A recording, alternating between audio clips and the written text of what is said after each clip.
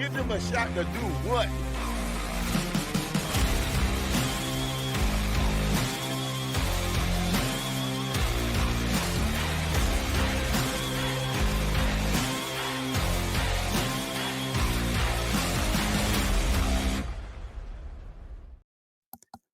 We are on the road to WrestleMania. This is the High Spot Podcast, HSP. Make sure you follow us here on the Give Us a Shot Network. Like and subscribe. Hit that notification bell so you don't miss a single episode of HSP. And if you can't watch us, make sure you listen to us on all podcast platforms. So make sure you download us there. I'm Jeff Martin alongside my tag team partner, the Trendsetter. And we are the Jersey Wrecking Crew talking about Monday Night Raw. And, of course, just a few weeks away from WrestleMania. Follow us on all our social media at High Spot Podcast. We are on the road. Count them on your fingers almost, the days till WrestleMania. Trendsetter, are you excited? Are you ready? As everything now is in full swing into the show of shows. Dude, this is my favorite time of year. How can I not be excited? Listen, every single year WrestleMania presents new avenues, new chapters in terms of things we're looking forward to. Last year was all about the story. This year, a lot of other areas to be interested in, which we'll dive into later on. But we're talking about Raw specifically. It's building up towards WrestleMania, man. I'm feeling that itch right now because right now we're less than 2 weeks away. You said count it on your fingers, right? We're getting close now. So whatever you're going to present to the audience needs to be done in these 2 weeks and needs to be done well.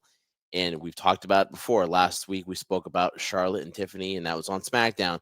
But we're talking about how things just aren't clicking in terms of storylines going into it. But definitely looking forward to see how these last 2 weeks are how they're gonna pan out. Man, we're getting time to get Raw and time to talk about Monday Night Raw from the Target Center.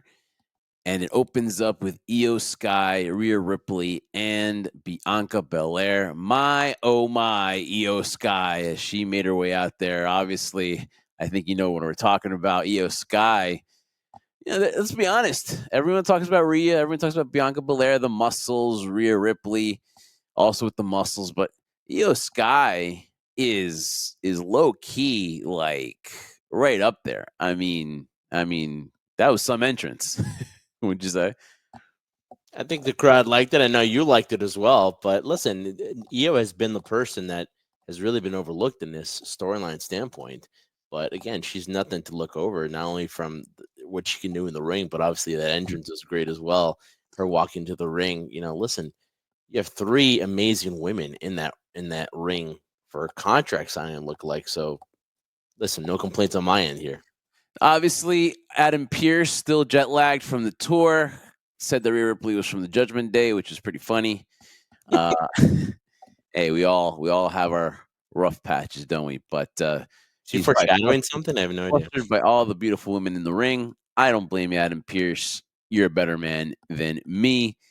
And then all of a sudden,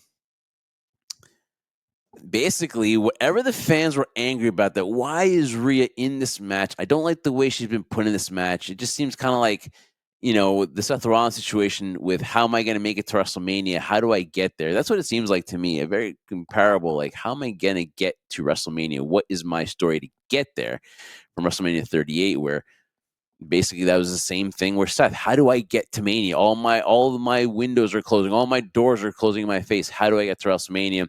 And she put herself in the matchup. And Bianca Belair, basically, to the point where she was fed up with Rhea Ripley, is whining that she's like, you know what? Get in the match. I don't care anymore. You know what? Because now it's time to prove to you and everybody else that she is the EST of WWE, and now she just wants to beat Rhea Ripley as well.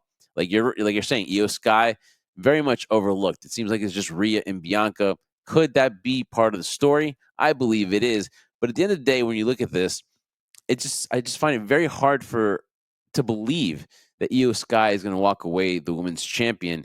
Hence why there's a third woman in this matchup. Yes, do I believe that she's as talented? Yes, I think that she's a great performer as well, and I think she deserves to be there. But heading into this, what are the percentages? Because again, we're not going to make predictions. We're not going to book anything yet till our preview show. But what do you think the chances are of her walking away, retaining the women's championship? Listen, the way they're presenting it right now, they're not very good because you said all the focus has been on Bianca and Rhea. And real quick side note, I applaud Bianca. Listen, she was dressed in black. people were kind of booing her. They're all loving Rhea Ripley. They're all loving mommy, right? Rightfully so. But man, was she speaking some truth, telling her to shut up. Yeah. As much as I love Rhea Ripley, just shut up. She's been doing nothing but complaining. She complained when she didn't have the title, and then she wanted it back again from Liv Morgan. She was complaining again around that time as well. Lost the title due to her own fault. She wants to blame Bianca for being a ringside applauding another wrestler.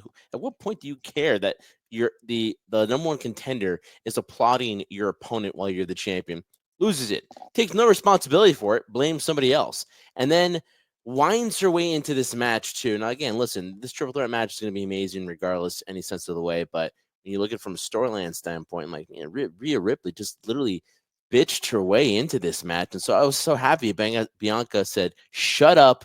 You've complained enough. Just sign the damn contract." Because I was kind of tired of hearing Rhea talk about y'all. You think I'm scared of you? I'm Rhea Bloody Ripley. I mean, it was getting annoying to a certain point. Granted, she's in the match, but it doesn't look good for you. And that's the way they're presenting it right now, where they want the two focal points to be these two individuals who, let's be honest, it's been a WrestleMania match, a dream match for a while that people have talked about wanting to see.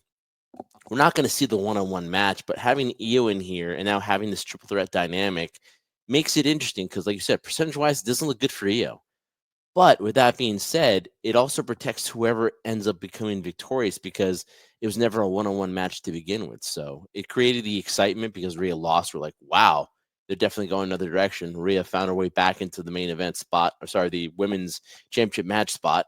And so it doesn't look good for Io, but I don't know. I'm not going to count Io out just right now at this moment.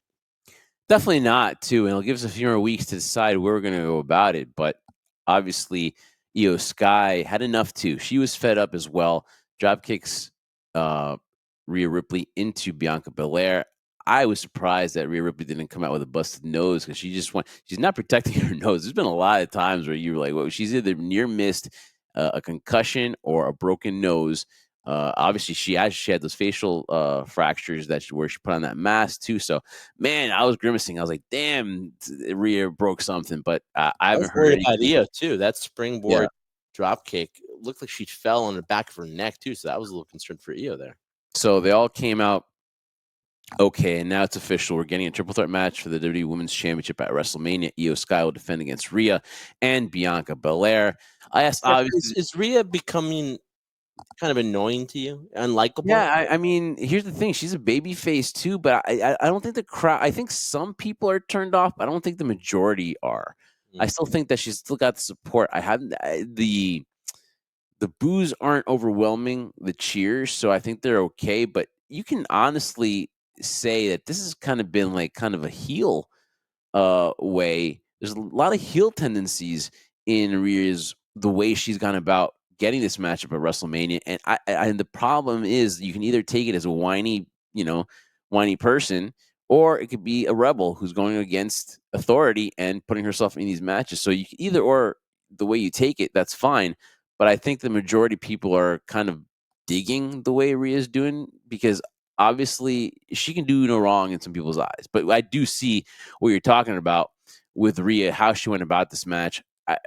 Ever since the Liv Morgan, revenge tour, Rhea hasn't been as dominant, you would say. And so I really think that's affected her.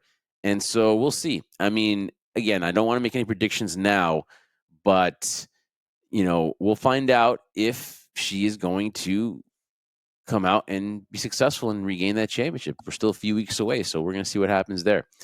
Um, Anything else on Bianca Belair? She comes out, she's getting booed. I'm glad you mentioned that. She's getting booed. Do you think? I think I'll give you my idea, but what do you? Why do you think that Bianca Belair is getting booed? She's been getting booed since for a while now. So what do you think it is? Is it some pushback by the crowd? Obviously, I think she belongs there, but what could be the reason why she's getting the boos? There's no doubt she belongs there. I think the pushback, in my opinion, is similar to some of the boos you see from Rhea, where she is showing heel-like tendencies, which is not really. I mean, she's known for that, but as a babyface, you think there'd be fewer versions of that when she presents herself on TV, right? But for Bianca, I think just the people are just ready to see a different Bianca. I think from a promotional standpoint, marketing standpoint, having Bianca as a babyface is great. But I think in my opinion, the audience is tired of it. They want the EST that came from NXT that started as a heel, and you love to hate her because she had the swag and comments about her. Listen, I'll take nothing away from Bianca's athleticism, but sometimes when she comes off talking, to me, it just sounds so cookie cutter. And I'm like, come on. And this is the fine line, I think, unfortunately, where you always see people say that they enjoy being a heel better than a babyface. It's hard to have people like it because eventually they end up hating you. I think that's going on with Bianca right now. Now, credit to her. She's been on the sidelines, meaning out of the title picture for a while. So now being back in here, she's rightfully earned that opportunity. But I think the crowd's just like, I don't want this Bianca Belair. I want another version. Give me something different because it's getting boring and stale.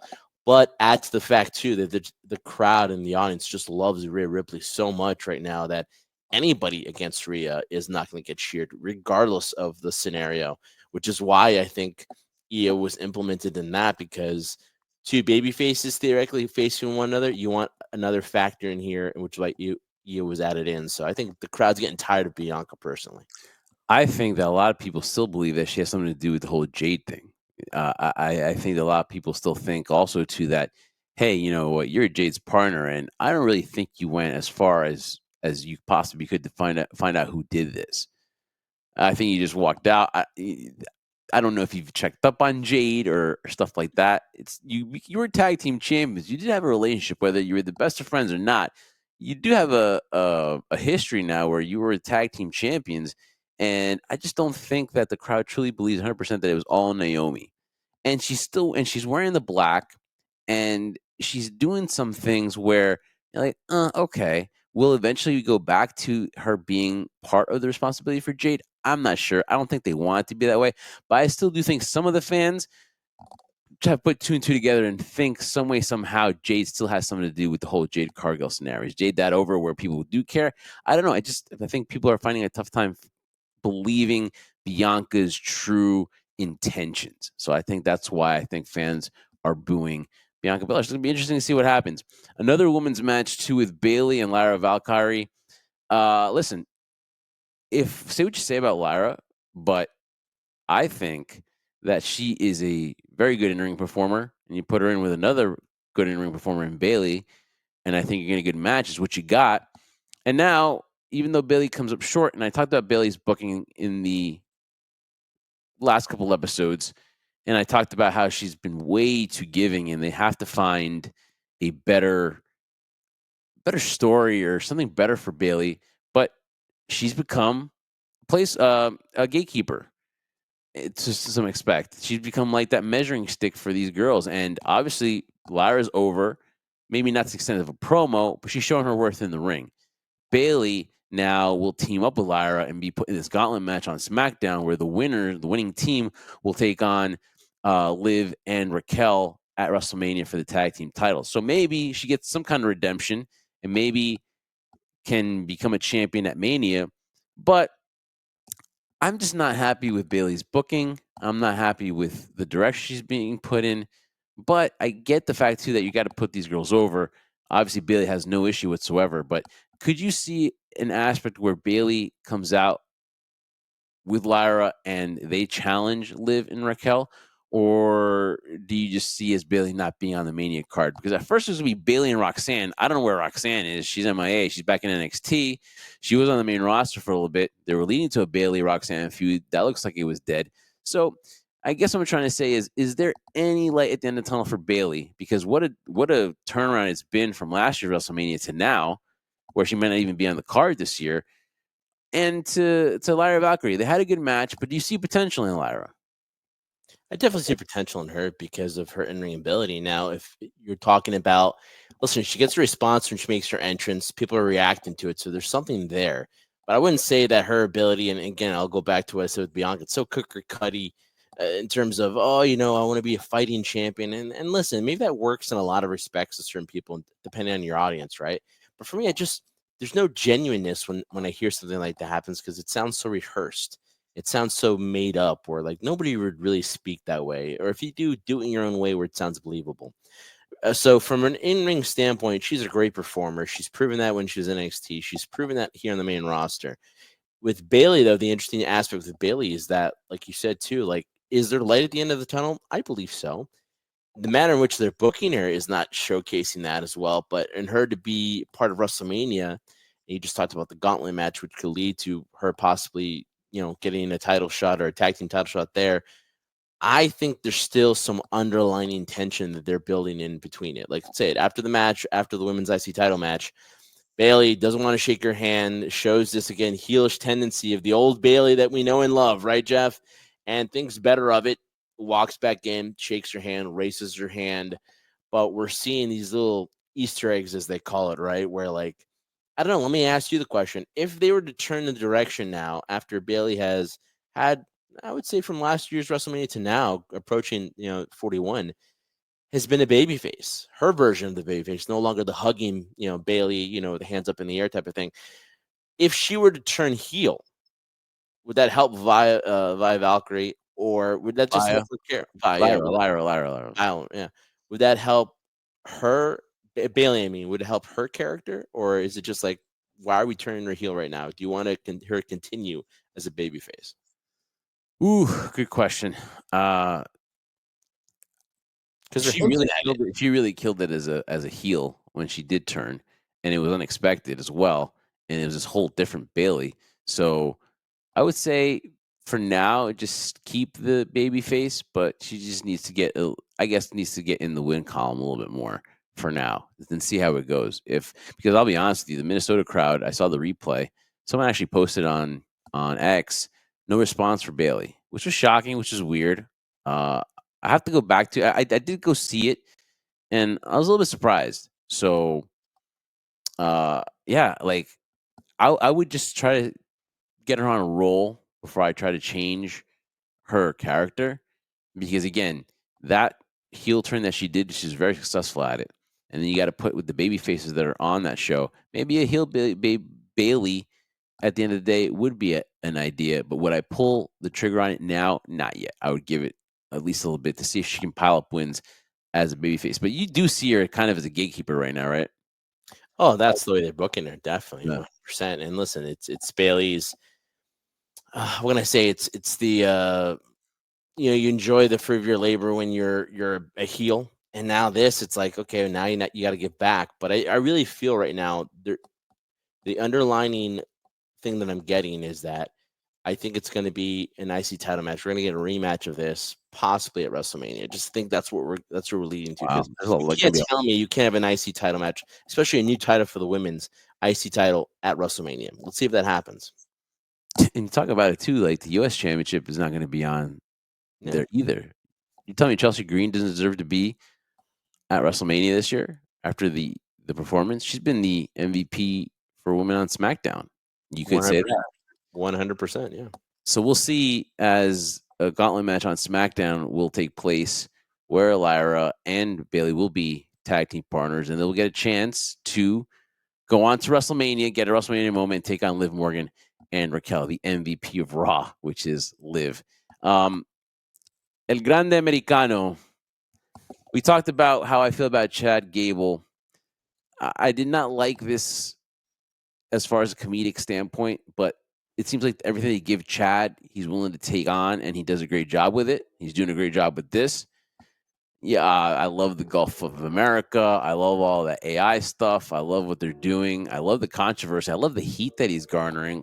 Why is there heat? I don't understand why people take it so seriously and get butthurt by a character. It's not. I don't believe it's a knock on Lucha Libre. I think it's just in a funny way. I think it's a compliment of it. They're actually doing more stuff with Mexican wrestlers right now than I've ever seen in a long time. So they're portraying an American character as a luchador. I mean, what's wrong with that? But at the end of the day, Chad Gable is going to WrestleMania because Rey Mysterio Jr. I can't believe I've never said that before in my life. Wow. And I said Rey Mysterio Jr. I don't know. Anyway, Rey Mysterio is going to get his WrestleMania match. And it's so funny too because I think somebody was saying, "Oh, Rey Mysterio." Let me correct you for a second there, Jeff. Not Chad Gable's not going to WrestleMania. Well, yeah, it's an assumption. El Grande Americano, he's going to WrestleMania. That Chad Gable is not going to WrestleMania, and El Grande Americano can. He's only been there just like 6 weeks, and he goes. Unbelievable. But anyway, Rey Mysterio will take on El Grande Americano at WrestleMania. Chad just gets screwed again. Last year, he would have been great for him to walk out as IC champion, the underdog story. And this year, it doesn't even sniff WrestleMania once again. Listen, man, The injustice. The injustice. it's the injustice. I didn't think I would like this storyline very much. I thought I was similar to you. I was feeling that, I want to see Chad be showcased here for the talent that he is. We talked about, I felt like last year was his moment too with Gunther. It wasn't necessarily for Sammy, but I was happy for Sammy regardless. But again, it just showcases the talent, the reason why they signed him to an extension. Like, this guy can really make anything work, and that's just a testament to him, his professionalism, what they're doing with American Made, because it's kind of running stale a little bit. So this different era, this aura of him, I feel works. It does, as ridiculous as it is, it works. You know why? Because it's causing us to talk about it. We chuckle about it. You see the commentator, Michael Cole, he's giggling all over this. It's hilarious. And for the people who are offended by it, I just find it hilarious because if we're going to have the scenario we talked about last week, Jeff, right, about the possibility of having, and Rey Mysterio and many others have talked about this too, wanting to have, we just had 2 weeks in Europe, the possibility of having WWE have a PLE, premium live event in Mexico City. In Mexico, it just makes sense, right? And so you're doing this to build it up, like you said, the luchadors, the lucha libre style, poke fun of it a little bit, but at the same time, you have a heater in Chad Gable, El Grande Americano, who's causing people to want him to lose so badly that it works. It just works. And again, credit to Chad Gable for that too. I never thought we'd be sitting here talking about. I was like, I can't wait till this is over. It's such an idiotic idea. It works, man. It really does. Wait a minute, Chad Gable, where does he come in? Because he discovered him. He went to Mexico, found the mask, and then found the man. And all praise to him. Right. It all goes back to Chad. So in spirit, he'll be at WrestleMania, and again, it's going to be Rey Mysterio and El Grande Americano at WrestleMania. Good job by both, and obviously, we'll see if there's any stipulations to it. There should be a stipulation. It should be a mask versus mask. And then we get over this Grande Americano shtick and give Chad something better to do. But it's working, though. He's getting over. Whether it's heat or no heat, he is very popular right now. And I was a little bit wrong because this gimmick is working for El Grande Americano, whoever he may be. I don't know who it is. Jey Uso, man, this feud is taking a turn for the good. We were talking about how are you going to get these guys in the ring, promo after promo in ring for the next, after Royal Rumble, for the next, God knows how many weeks, 10 weeks, 9 weeks. How are we going to make this not be fresh and not dull? Well, we're getting to the point where it's getting dull. And I'm so glad that they interjected Jimmy Uso into this, getting that brother aspect, making it really personal. And to see Gunther take it to that next level and just have the blood on his body and actually even taste Jimmy's blood, which I'm not a fan of that, but I don't know how they got away with that either. That's what I'd like to hear, how they let that one go by. And then Jey Uso being zip-tied. Are zip ties that strong, dude? No? They're not that strong. They couldn't go to Handcuffs R Us or anything like that. They were in New York City. You would say they were a leader in handcuffs. And they couldn't get any handcuffs. They couldn't go to Handcuffs R Us, which is like around 34th Street, and they couldn't get it for the show. So zip ties are Jey Uso's kryptonite, I believe. So the idea is good. Now he's got to stick up for his brother, and when you make it and add family, and then make it about family, it gets personal. So we have Gunther coming in, doing his best Pee Wee Herman shtick. He looked like Pee Wee, dude. That was pretty funny, though. Like a gray and what? I mean, it just looked really off. I don't know what they were doing there, but he was walking with a grin on his face, like I did the best thing ever. And Jey Uso comes out, no color, all black, all serious. Gives one of his best promos. And you see Gunther here with this facial expression like, oh, crap, I'm fucked. And I'm surprised. And he's good facials by Gunther. He actually showed remorse. Do you think it was more remorse or regret that he unleashed this Jey Uso? But at the end of the day, Jey Uso, he's going to get Gunther. He's going to get Gunther at WrestleMania. Basically, obviously, it looked like Gunther was regretting what he did. But, I mean, I like this. Jey Uso is finally showing that promo that's going to how is Jay's promo going to sell me to watch this match? And he did it this past Monday in Minneapolis. I think he delivered his best promo, and I think it was effective. And I'm looking forward to this match now. I wouldn't have been able to say this 2 weeks ago, but I'm actually looking forward to this match. Listen, first of all, I want to talk about Gunther, though. You think for a guy who presents himself as the world's champion, you think he would have a suit that fit better than that. You're right. He had the Pee Wee Herman shtick going. I was like, man, that shirt is not doing Gunther any favors whatsoever. Maybe it was when he was Walter.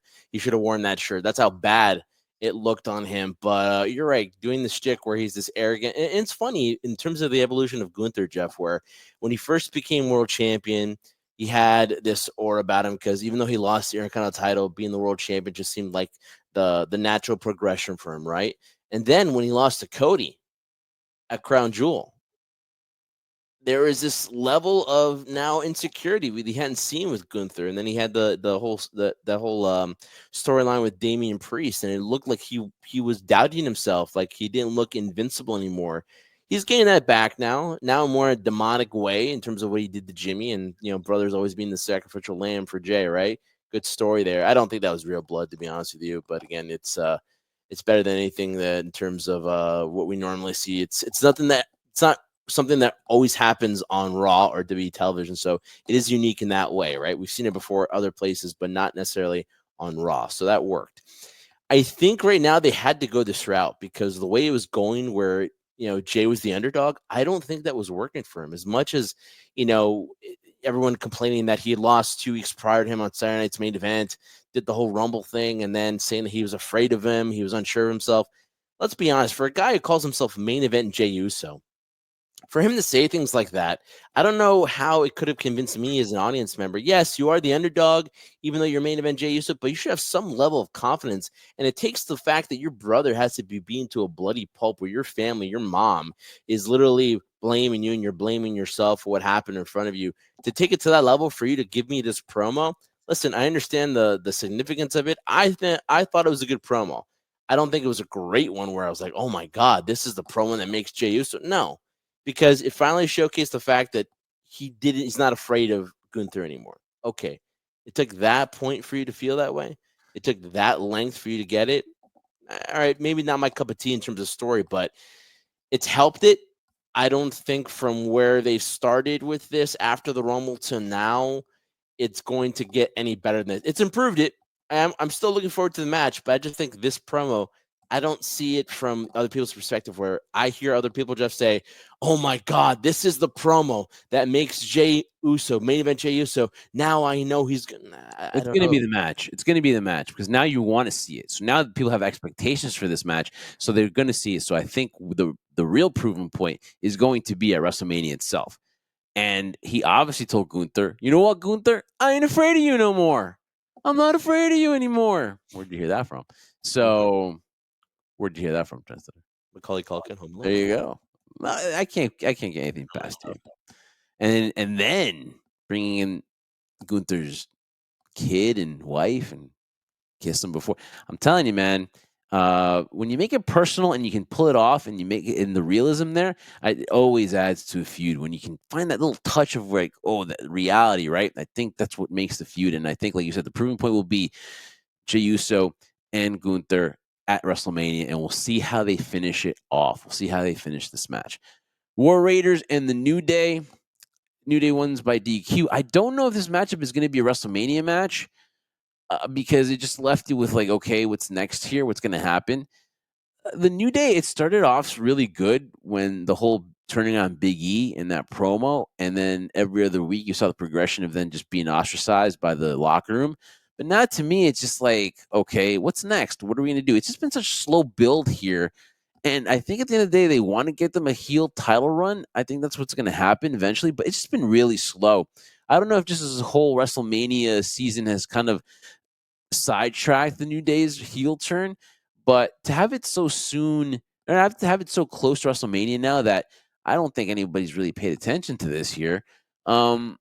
Do you think the intention is for them to have a heel run as a tag team? And just the placement of this was just like kind of weird. I'm like, all right, we're gonna have this now with 2 weeks to go. Do you think that the placement's kind of weird? And could this be a WrestleMania match? It's a weird one too, though. Where to begin, Jeff? Listen, as much as we give praise to WWE, and I think they've been on fire ever since last year's WrestleMania, and of course there have been certain things here and there that we can always nitpick that could be better, right? But the one thing that has been a constant frustration for me that I thought would honestly improve under this new regime would be the tag team division. And I'm just sorry, it's not. I'll give it time. I'll still be hopeful, right? But right now, this current division in the Raw roster just doesn't do anything for me. I'm happy for the War Raiders as champion. I was hoping that what you said too, when this new version of New Day, when they finally kicked out Big E from the group and went on their own, like they had heat. Like they couldn't get a word out edgewise. They were getting booed out of the building. I'm like, great, let's capitalize off this. And then nothing happened. And I feel like they've lost so much momentum where it's not like the crowd sees them like, whatever. You know, they had their moment. We haven't seen them on TV for a while. I'm They're sure so they're on the house good. shows. It was so good to the lead up and Yeah. then following that, and it just kind of like fizzled away. And that's what this division's been, is fizzling away. So I don't think we're going to see a tag team title match, whether it be on Raw or SmackDown at WrestleMania. I just feel this could be, again, something that's probably going to be on the Raw after WrestleMania type of thing. I just Or feel the like right now, SmackDown before Mania, probably. the SmackDown before Mania, I just feel like it's just not in its place. You would think in a 2-night card event, you would have an opportunity to showcase tag team wrestling. That hasn't been the case. Still not the case for me. So I don't see anything for this happening towards WrestleMania. Like you said, go home shows or after WrestleMania. We'll discuss this further, but I don't think And it's for going those people that are trying to be smart ass and be like, well, wait a minute, there's no way you can have the Raw tag team title defended on SmackDown. Oh, you know what? They don't believe in the draft, so they could have anything they want to. So we'll see what happens. But maybe after WrestleMania they have this. But the placement of this one, I don't know, kind of took away from other stuff that could have been on here. It felt like a place filler. That's what it did. It felt like a place filler. And there should be no place fillers here because you're 2 weeks away from the show of shows. All right, Penta and Dominic Mysterio. Penta gets the win, but then the main point is, though, to showcase all the 4 competitors, because earlier on, confirmed by Adam Pearce to be a fatal 4-way for the Intercontinental Championship. It's going to be Penta against Braun Breaker, against Finn Balor, and Dominic Mysterio, all for Braun Breaker's championship. The IC championship is on the line. I like it. I think all these guys are deserving to be in this matchup, so that's not the question. And I think Penta's going to be involved in this one, and it's great for him. I mean, he's had a really great run since he's gotten here, and to have a WrestleMania match just from the get-go is good for him, good for Mexican wrestling. We saw his brother Rey Fenix debut on SmackDown, very positive outlook too. We'll see if he gets involved too somewhere in a matchup for the SmackDown side for WrestleMania. We'll see what happens there. But I like this matchup. It looks really good. You showcased everybody. Finn Balor got the last laugh, and everybody has a case to walk away or retain the championship. I think Braun should keep it because he's on the streak. There's an amazing spear that almost killed Carlito. I think he posted too, like RIP, the funeral services are, somewhere, whatever. So great for Carlito to have to poke fun about it. But Braun Breaker's got the best spear I've ever seen in my life.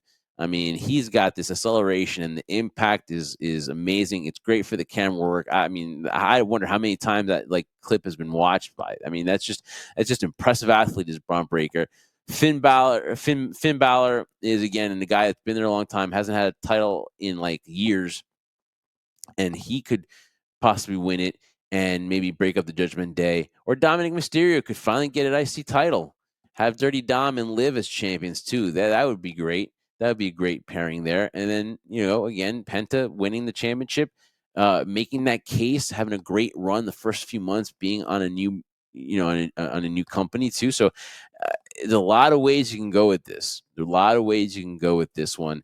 So we'll see what happens there. Again, Penta is just rolling along, chugging along. So we'll see what happens. And then obviously the main chugging along. I love it. Wait, but you can't just bypass. I gotta talk about this for a second. I am so happy, Jeff. You have no idea how happy I am to see the Intercontinental title showcase. Oh my God, yes. It's been so Yes. long because before it used to be that the IC title or the United States title wouldn't be talked about. Wouldn't it be the IC title or the IC champ or the United States champ would be in a battle royal match opening up WrestleMania.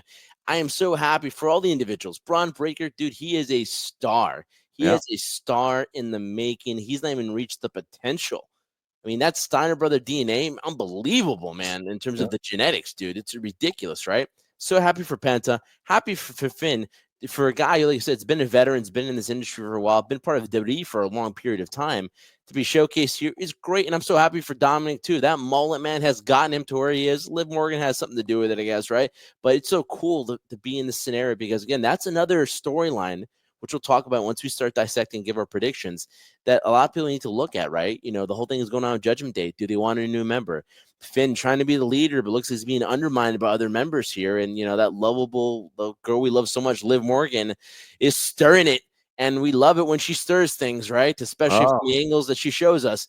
And it's great to watch this. But I'm so happy, Jeff, that the IC title is being showcased the way it deserves to be. It's a great point, Trendsetter. The IC title definitely is going to get to be showcased at WrestleMania Fatal 4-Way match. And then obviously what we all wanted to see was Paul Heyman in the middle of the ring addressing his decision to accept CM Punk's the favor and be by his side. And then Seth Rollins comes out. Seth Rollins, probably a great promo as well, really made some great points about Paul Heyman and how Roman Reigns doesn't care about Paul and how CM Punk doesn't care about Paul. Gave him a lot to think about, a lot to digest in that promo. And then you started to see this Seth Rollins, which I love. It's this kind of guy who's like ruthless and was this calm demeanor at first. He was going to take Paul out. He was going to do them a favor and take him out so that he wouldn't have to, make such a crazy decision and not be involved. And just seeing his slow movements, the way he was talking, the inner conflict within him, just all this stuff that's just building up. And it's been tremendous. And this is a good promo by Seth. And Paul did a great job. CM Punk comes running down to protect Paul, who's going to get curb stomped. And then they get a little bit of a brawl on the outside. Then Seth Rollins gets to curb stomp Punk. Then as Paul Heyman goes to look at his boy, CM Punk, he almost gets curb stomped. But Seth Rollins stops, saves Paul Heyman from what would have been a devastating curb stomp that might have taken him out for God knows how long. And then he says to Paul, now you owe me a favor. Okay. Lots to digest here, but this is kind of going back to now where they're giving you a little opening of the door of the possibility of Seth Rollins. Because we saw Seth in the background last time on SmackDown. He was just laughing at the whole situation. But now Seth is involved. And if there's a favor to be had, what is that favor?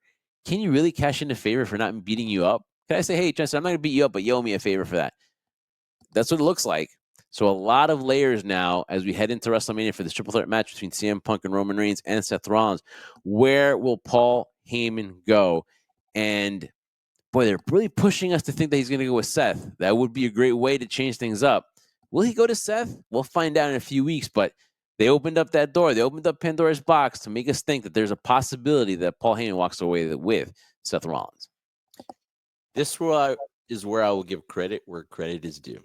To coin a phrase from a legend, when you think we have all the answers, they change all the questions. And it's done beautifully. Listen, the whole central theme or the underlining theme of this entire thing that's been between Seth Rollins, CM Punk, and Roman Reigns has been loyalty. That's what we've been hearing for the last couple of weeks, Jeff. Loyalty, right? Who's loyal to who? Who's loyal to this company? Who is looking out for themselves, right?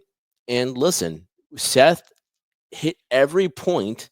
Similar when I talk about Seth, CM Punk, right? Stop me when I'm telling lies because every single thing he said made sense, was true. It really was. Roman Reigns doesn't really showcase the fact that he cares about his Wiseman. And we've talked about it before. When Paul was no longer there, when he was taken out and Roman came back, Roman, the tribal chief, looked lost because he didn't have his wise man to kind of give him that information that he needed. So we saw vulnerability from the tribal chief. CM Punk coming back to Seth's point and really not doing favors for a friend because CM Punk wasn't the first choice. It was Seth Rollins to join the bloodline at War Games Mm-hmm. to create. So he wasn't the first choice. And when Paul was desperate, he even said he was desperate, he reached out to CM Punk. So it kind of showcased the fact that Paul wasn't what CM Punk wasn't his first option. And then instead of CM Punk being a good friend and caring about him and seeing a friend in need, needing help, said, okay, I'll do this for you, but then after you owe me a favor. Okay, what kind of friend is that? Do we as friends do things for the goodness of our heart, or we do it to get something in return? So Seth hit every point there and had the manipulator of all manipulators, Paul Heyman, start questioning these things. And it's great. And listen, you want to talk about facial expressions and body language. I think if anybody wants a 101 class of how to do it, just look at Paul Heyman and how he does it. He just does it better than anybody I've ever seen. One small thing, like when Roman Reigns was gone and he was dealing with his new bloodline, he hadn't slept in days. His hair was white. He had bloodshot. He 100% goes into these roles, and you saw him questioning his facial features. This too, so this puts a whole other wrench in this storyline. It's great from a match standpoint in terms of these three amazing future Hall of Famers going one-on-one in a triple threat match at WrestleMania. But now it's going to be who's going to be the top guy. For Roman Reigns, we know his reasons. We know CM Punk's reasons. And for Seth, he has two enemies. And how do you take out both your enemies? As we love watching The Godfather, right? Keep your friends close and your enemies even closer. And this is now how we got dissect this when we dissect this card. Has so many opportunities here. I can't wait to talk about it. Yeah, the pieces of the puzzle. It's our turn now to try to put them together by the time we get to our preview show and give you our predictions of WrestleMania and who's going to come out victorious. But now there's really a good reason to be excited about this triple threat match. Obviously, the star power is there, but now again, this is bigger than any championship. This is for the chance to walk out with Paul Heyman, the Wiseman, the advocate, whatever you want to call him. But this is bigger than the WWE Championship, than the Undisputed Championship. This is a chance to walk away with the Wiseman. All right, Trent. It's more than the Wiseman, though. Just to be honest with you, I think it has to do with the soul of WWE. Who's going to be the face or the leader of WWE going forward. And I think it's between these three guys. They so badly want it and destroy the other. So Paul is an integral part, but I don't know if, for me personally, he's the focal point of it. So even though you guys might not think that this WrestleMania is going to be as good as last year's, there could be a lot of different storylines that are going to just leave you shocked and have you definitely talking about a lot of things. So while the card may not be to what it was last year, the stories, though, could really leave you with your mouth wide open on Saturday and Sunday. So we'll wait to see about that. All right, Trendsetter, how do you watch HSP if I can't? I'm at my office. I don't have a chance to. Well, put on those headphones, those wireless headphones, or even the whatever kind of headphones you have, and we're on podcast platforms. Download the show, subscribe. We're on all major podcast platforms. If you want to interact with the crew, want to interact with the Jersey Wrecking crew, if you want to interact with HSP, follow us on all our social media platforms at High Spot Podcast. And then again, too, we're available right here on the Give Us a Shot Network. Like and subscribe. Hit that notification bell so you don't miss any episodes of HSP as we are on the road to WrestleMania. Guys, I'm going to do like a Mean Gene thing. We are getting close. Call your cable provider and say, I want to be part of this grand spectacle, the granddad of them all, WrestleMania. No, you want to be a avid watcher now of HSP as we're winding down, as we're heading now to WrestleMania, and we're just, again, getting single digits now, almost this exciting time here in wrestling.